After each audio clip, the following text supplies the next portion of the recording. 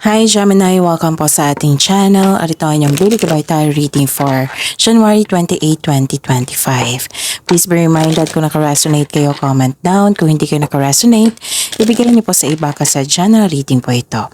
This is for you Gemini ngayong January 28, 2025.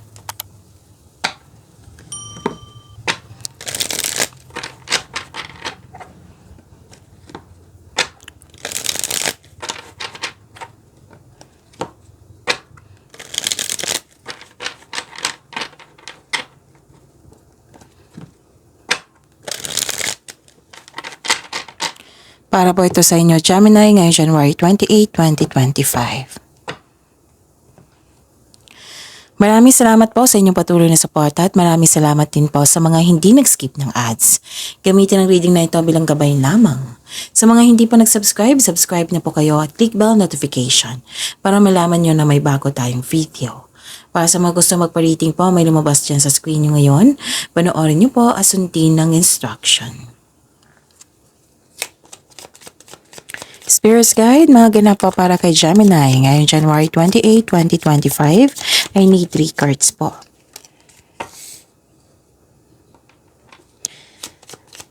Para kay Gemini.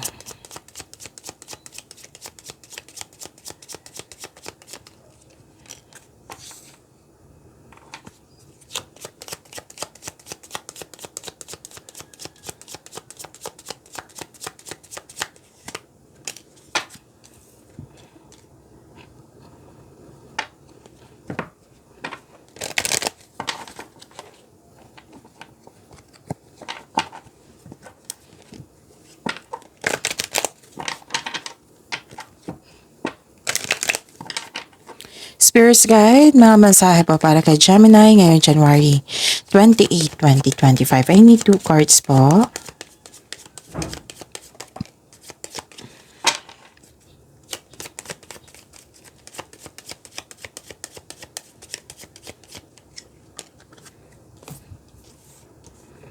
Okay, Gemini ngayong January 28, 2025. May nakita ko dito dalawang cards nagsabi dito na may new beginning, bagong simula.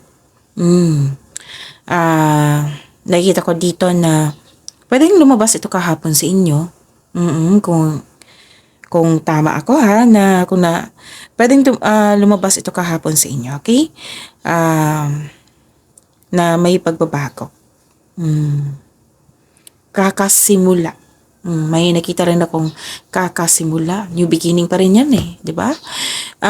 Nakita ko dito, pwedeng sa connection mo sa isang tao, kakasimula lang. Pwede din na, pwedeng nangligaw, kakasimula lang niya na nangligaw or kayo ang nanligaw.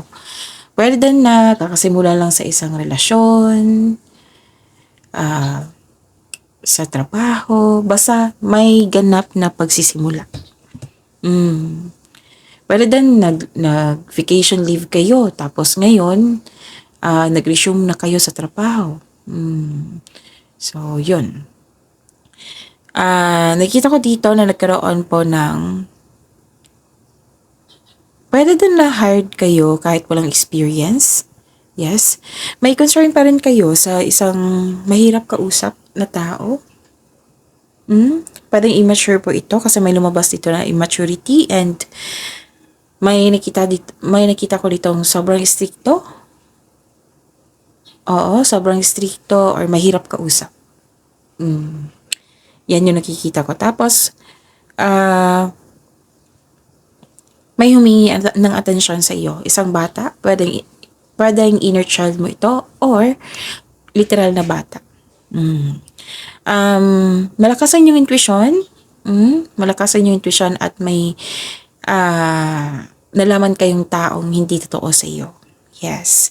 At mas lumawak yung vision mo sa buhay. Nag-update ka na iniisip mo kung saan ka sa goal mo sa buhay ngayon. Oo. Yes, 2 card na po nagsabi dito, action to. Action po ito. Bibigyan mo ng aksyon yung mga plano mo, mga ideas mo. Oo, bibigyan mo ng action. Puro action to. magkikilos. So, expect nyo po sa araw na ito na magiging busy kayo, Gemini. And nakita ko rin dito na may closure, may ending with new beginning, may separation. Maraming ibig sabihin ng separation, ha? Ay, for example, pwedeng literal na separation. Oo, pwede din na separation of responsibilities.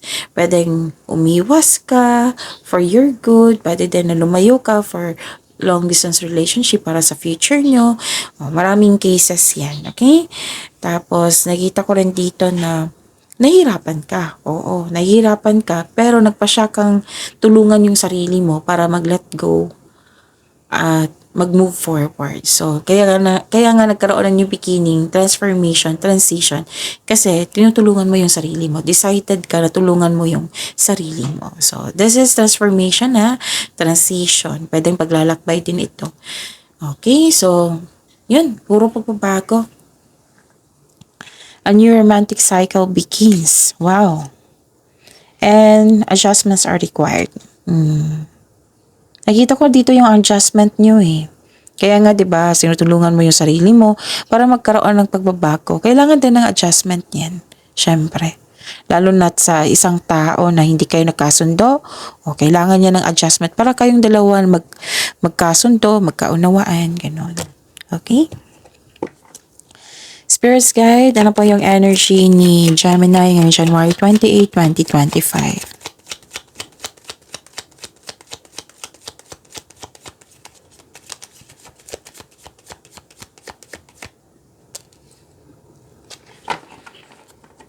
And a clarification of this card po.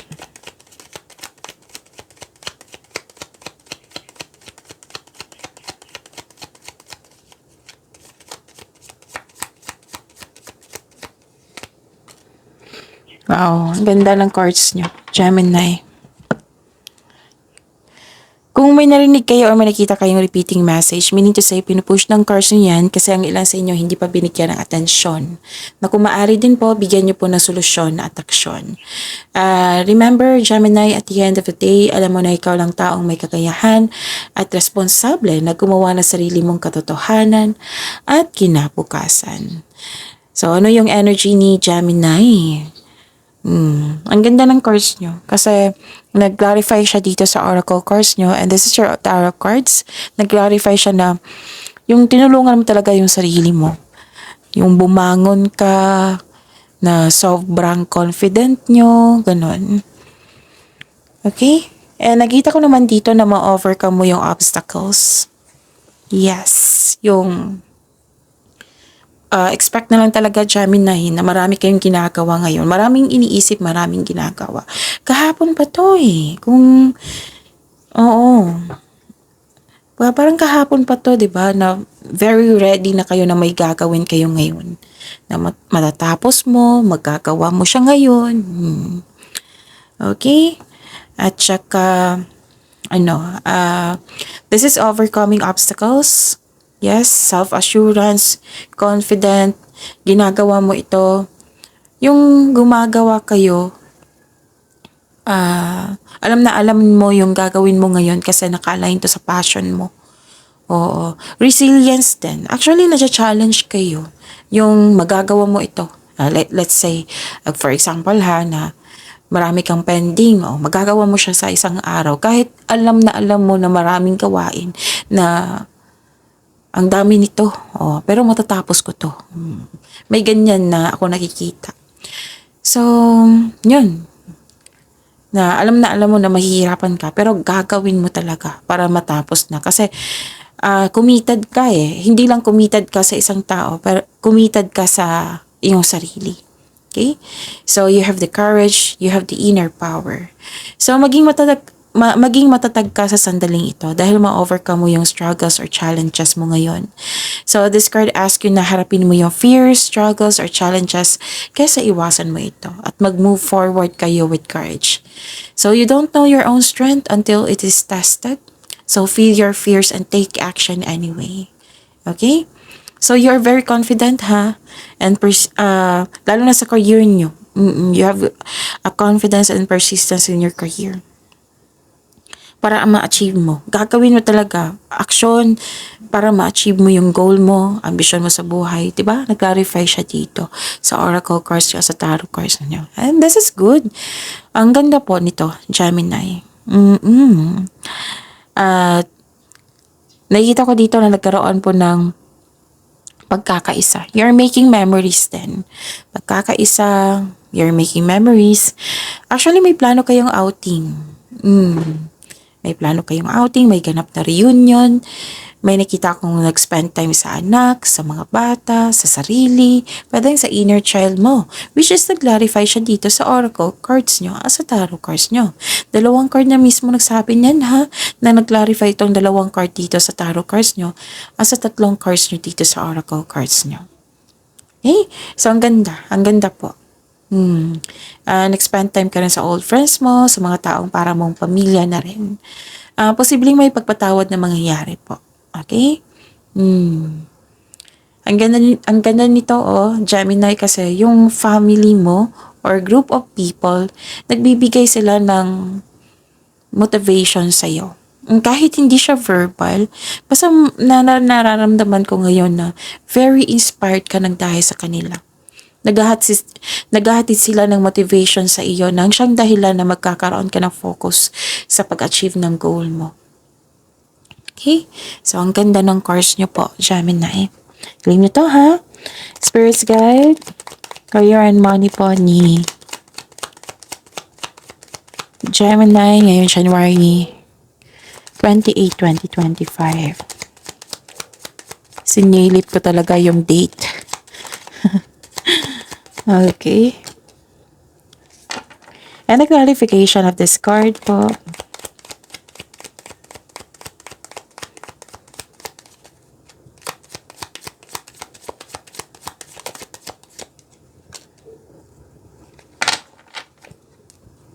Okay.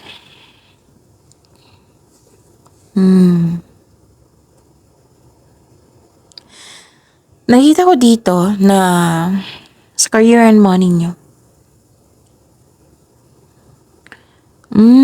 Okay. May sabi ang card nyo dito na kailangan nyo makinig sa inyong intuition.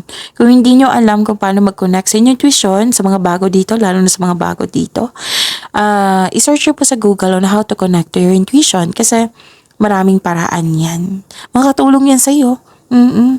At please believe in yourself. Kasi some of you, nakikita ko dito na parang nawalan ng gana, nawalan ng belief sa sarili. So, it's time to reconnect to yourself, lalo na sa inyong intuition. Listen to your intuition also. Kasi sa intuition, siya yung magsasabi kung ano yung susunod na hakbang, siya yung magtuturo sa right path patungo sa success. Yes. At para din ma-redirect your energies mo. May nakita ko ditong selos, inggit.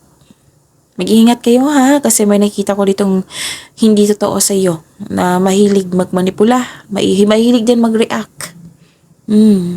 Defensive po. So, lumabas siya dito sa oracle cards nyo, yung sabi ko sa inyo kanina na kasi malakas ang inyong intuition. Malalaman mo yung taong hindi totoo sa iyo. Okay? And, yun. Nag-clarify siya dito sa tarot cards nyo. Mag-ingat kayo sa kanya. Umiwas na lang po, Gemini, kasi marami kayong gagawin. Marami kayong iniisip, marami kayong gagawin para ma-achieve nyo yung goal nyo sa buhay. Diba? Sabi ko sa inyong cards dito, umiwas na lang po kayo kung pwede po. Kung pwede po. Umiwas na lang po kayo. Okay. Kasi ang ganda-ganda kasi ng confidence mo dito sa energy nyo. Nanginayang ako baka maapektuhan kayo sa mga taong ganyan na hindi totoo sa iyo. Kaya umiwas na lang po. Intindihin at umiwas. Huwag niyong hayaan na ma-disappoint kayo. Kasi ang ganda-ganda talaga. Matakas pa inyong intuition. Ang ganda talaga ng inyong energy. Baka, hindi siya baka. Pinupush ng cards nyo dito na mag-ingat kayo sa kanya. Kung pwede, umiwas na lang. Kasi isa sa dahilan niya na mawalan kayo ng gana. O madistract kayo. Okay? Umiwas na lang po. Kasi nakikita ko kanina pa dito sa oracle cards nyo na may gusto kayong gawin na gusto nyo matapos sa araw na ito, ganun. Hindi nga nasunod yung gusto mo dito. Oh. So, kaya nga pinupush ng cards nyo dito, kung kahit man may mga nangyari na hindi mo gusto, it might be, kasi may tutol. May tutol, may distraction. So, dalawang card na nagsabi niyan ha. Pinupush ng cards nyo na kailangan yung tatagalan yung sarili nyo na hindi kayo madistract sa mga taong ito. Dalawang card na kasi nagsabi dito at dito isang card dito. I know, dalawang card pala. Kasi may taong mahirap kausap, sobrang stricto, manluloko na hindi totoo sa iyo. Self-centered din siya. Okay? Pay attention talaga, Gemini. Pay attention na huwag kayong magpa-distract sa kanya. Okay? Kasi may toxic na tao. Yung sabi ko sa inyo kanina, lumabas na naman dito, yung pag-uugali niya na sobrang defensive, sobra siyang mag-react. Yung sabi ko sa inyo na may concern kayo sa immaturity, andito rin. Sa tarot cards nyo, from your oracle cards sa tarot cards nyo. Diba? Sabi ko sa inyo, immaturity. Lumabas din yung energy niya dito. So yun na, pinupush ng cards nyo. So pay attention, Gemini. Huwag kayo magpa-distract. Kasi ang ganda-ganda ng energy nyo dito. Oh. Tuloy-tuloy yung mga gawain nyo. Baka kasi bigla lang siyang mag-distract sa iyo, tapos maging handa. Ito na yung sabi ni Miss Jav sa cards ko ngayon na ma-distract ako sa taong ito. So hindi ka niready mo sa sarili mo eh. Ito na yun. So, ayaw kong tanggapin yung energy niya. Ganun. Spirits guide, love life, self-love, partnership, and romance ni Gemini. Ngayon, January 28, 2025.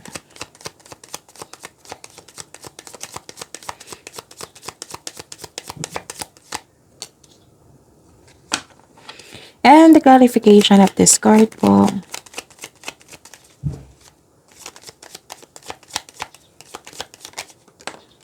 Tumalon talaga siya, no? Okay. Maraming salamat po sa patuloy na tiwala at suporta sa ating channel. At maraming salamat din po sa mga hindi nag-skip ng ads. Ang ganda nga nito, oh. May paalala lang po ang card niyo po dito na alagaan niyo po daw yung health niyo, yung sarili niyo. Okay? Huwag po daw kayong magpabaya. Yan yung sinabi ng card niyo dito. Okay. Ito fulfillment and happiness. Diba? Lumabas siya dito sa energy nyo at dito rin. Fulfillment at happiness. So, claim nyo to ha, Gemini. Ang ganda. This is completion of cycle. Yes, this is completion of cycle.